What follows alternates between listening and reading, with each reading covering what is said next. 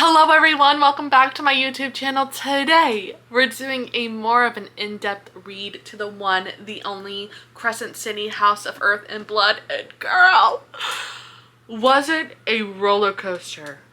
I'm filming this after I have already finished the book, and holy shit girl, I cannot wait to read the next book.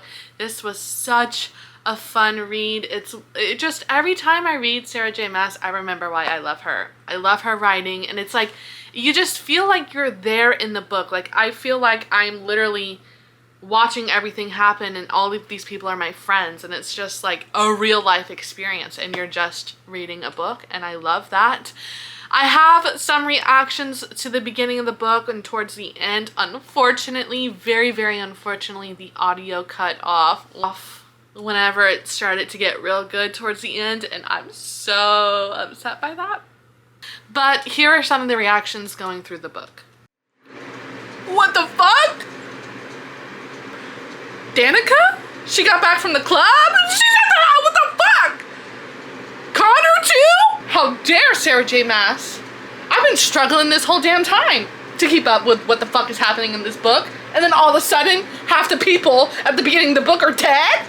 This is like the worst time ever to be on drugs. This is way too soon in the book to be having all of this drama. Okay, let's check in. According to my Kindle, I'm literally only 18%, but I have some thoughts. I think Jespa, the sorcerer, she's a fucking hustler, and I'm low-key here for the hustle. Honestly.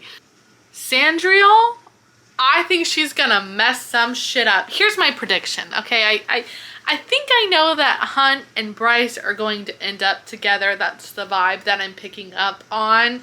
I think Sandriel's going to do something to Bryce to get back at Hunt for what Hunt did to her sister. Do we trust Micah? No, he's a politician. I don't trust him. The fuck? I think it's weird, the connection that Bryce has to Danica and Maximus, and the murder and the White Raven and the same demon killing them. She is, I think, linked to it somehow. How? I don't know yet. We're on chapter 35. That's 43% of the way in, according to the Kindle. And here's a few things. Other than the fact that I think Bryce has a deeper power, I think we're going to learn it somehow. I'm really interested to learn how Bryce is connected to all of this, because it seems like everyone wants to protect her or is drawn to her. Micah even asked her on a date, and she straight up said not interested. We met that bitch Sandriel. Fuck her. I don't know nothing about her other than the fact that Hunt doesn't like her, and I'm low-key in love with Hunt at this point, so if he don't like her, I don't like her either. I want to know what the hell happened with the Oracle. Literally, when the Oracle looked into her smoke, she screamed, clawed at her eyes. There was no point in hiding it. The event had been known in some circles. I heard later that she went blind for a week. The fuck? Jespia trying to protect Bryce with the little necklace. Micah trying to protect Bryce and has given Hunt to protect Bryce. And now you have the king who wants to protect Bryce. And Rune volunteered, but she was like, no, I already have protection. That's fucking interesting. Why are so many people trying to protect Bryce? There's been another murder, but first, let's talk about how fucking hot Hunt and Bryce are together! Okay, at this point, I think I've fully fallen in love with Hunt. Yes! Oh, and Bryce is still hiding the sword. She knows where the sword was. She knew where the sword was whenever Danica died. She didn't give it back to Sabine. That's interesting. Why did Sabine alter the footage?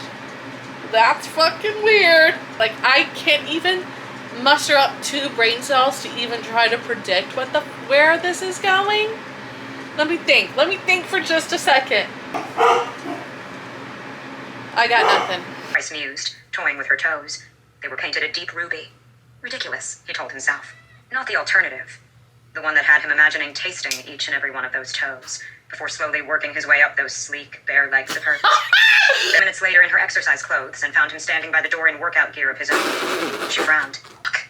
How many partners had he never called again, not because the sex had been bad, but because the sounds they'd made had been unbearable? Too many to each word, and for the life of him, Rune couldn't look away. And He likes her. Hypaxia has been in mourning for her mother. She will not receive visitors until she makes her appearance at the summit. I don't trust it. She smiles. White flame erupted around the demon in its head. Within a second, it was nothing more than ash. Hunt started. We needed to examine it for evidence. No press, Micah said, then turned towards the cluster of angel commanders. Are you fucking joking? This is, they have the demon. They have their hands on the fucking demon. And he just burns it to ash? That's suspicious. He had a gun pointed at Sabane's head. She had a gun pointed at Bryce's heart. What the fuck? Danica stole the horn. I fucking knew it! I knew it! Are you fucking joking? Listen, there's so much more to Bryce that we don't know. There's so much more to Bryce we don't know. I need to know what it is. It's driving me crazy. It is specifically surrounding the Oracle. Whatever happened during that meeting, something I need to know. Because now the demon cat has come back to visit her. And he says, the Autumn King's only daughter thrown out like rubbish. Bryce says, he'll kill me if he knows. The cat licked a paw, then make the drop. What the fuck? Knows what? Knows what? I'm gonna guess it's that Bryce has more power. I want your unsolicited prediction, okay? Where do you think the horn is? Is the horn? Where is the horn? Where is the horn? Is it like hiding in plain sight? What do you think of Rune? I like him. I think he's interesting. I know I don't know a lot of spoilers about Crescent City, but I do know that the girlies are feral for Rune. That's why, yes, they're feral for him. I don't quite understand why yet. I mean, he seems like a good, loyal guy, but, you know, I think the main love interest right now is Hunt and Bryce, and I'm assuming in the next book it'll probably shift to Rune and whoever he is, you know, falling in love with or whatever. I like him. I'm so glad you're on the opposite end of the phone, because it's just like my face. I can control my face. Do you think the demon killed the pack?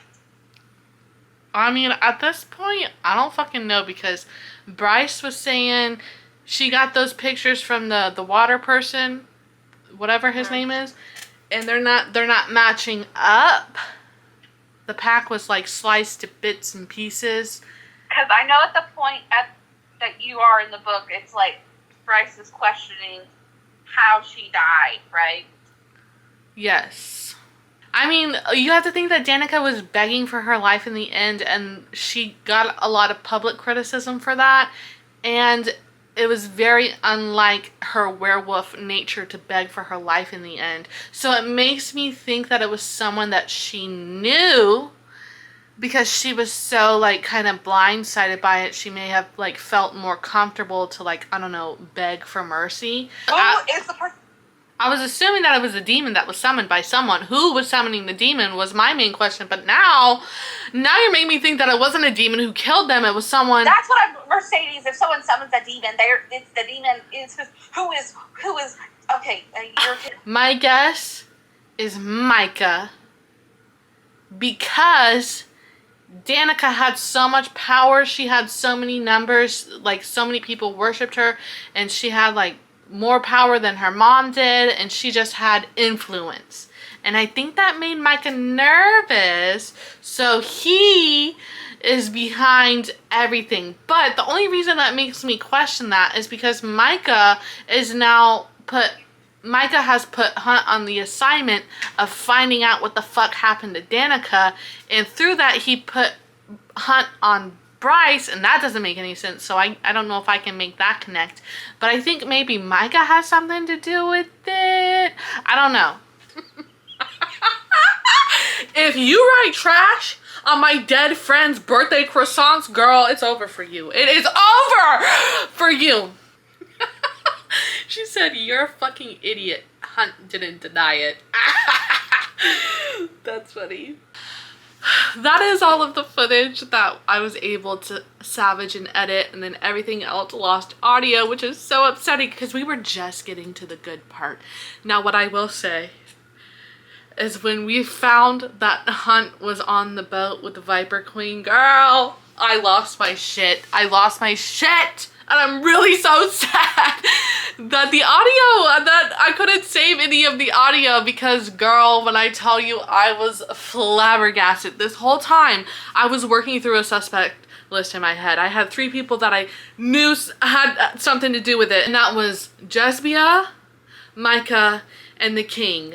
Who I did not see on that list was Hunt.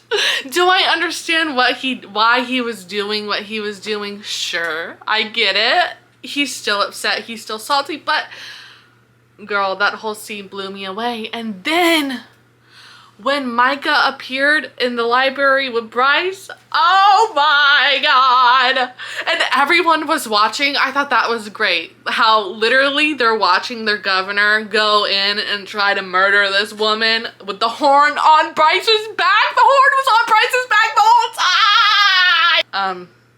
I knew there was something suspicious about the tattoo because it was in an ancient language that no one could read, no one can understand. And whenever Sarah J. Maas points out something in a book multiple times, you know it's going to be connected later down the line. Did I know it was the fucking horn? No, I did not. Did not see that coming. And Micah dying? Oh my god. The end was just all so crazy. And the epilogue. What do you mean by that? What do you mean by that, Demon Kitty? Huh? I'm so excited to read the next book. The next book, it'll be my mission to make sure none of the audio cuts out because apparently, I mean, I know it's gonna emotionally wreck me. That's like in the fine print of Sarah J. Maas, but apparently something real crazy happens at the end. No spoilers for the next book, okay, please? Well, I'll have it done in a few days, okay? Thank you for being here. I love you. I hope you enjoyed this video. Have a good rest of your day.